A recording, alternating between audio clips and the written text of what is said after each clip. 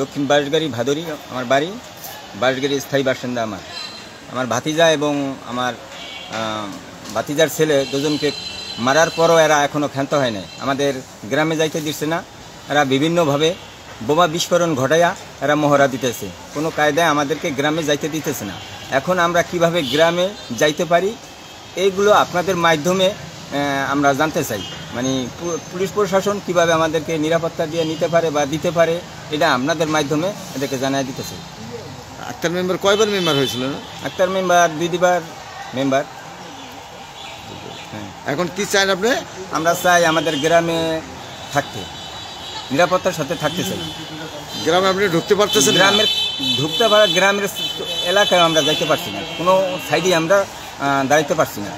এরা যেখানে শুনি এখানে আইসা আমাদের আক্রমণ করে। যখন পুলিশ থাকে তখন এরা সইরা যায়। যেমন বরিশাল এবং যে আমাদের ফরিদপুর মালাহাটের শেষ প্রান্তে বর্ডার, এই বর্ডারের পার হয়ে আর ওপার জায়গা আবার যখন পুলিশ চলে আসে তখন এরা আবার তাদের জায়গায় অবস্থান করে। এখন যদি তাদের কোনো কায়দাকানুন করে ধরতে হয় তাহলে ম্যাক্সিমাম 3টা গ্রুপে অভিযান দিতে হবে। প্রশাসনের 3টে গ্রুপে অভিযান দিতে হবে। প্রথমতে আপনার বাটামারা যে ইউনিয়ন আছে, এই ইউনিয়নের ভিতরে এরা বেশি অবস্থান করে। এরা অকারেন্স করে ওই বাটামারা ইউনিয়নে চলে যায়। তাই বাটামারা আগে অভিযান দিতে হবে। এরপর গোসাইরহাট, যেমন মাদ্রাসা বাজার, গোসাইরহাটের ভিতরে মাদ্রাসা বাজার তারা অবস্থান করে।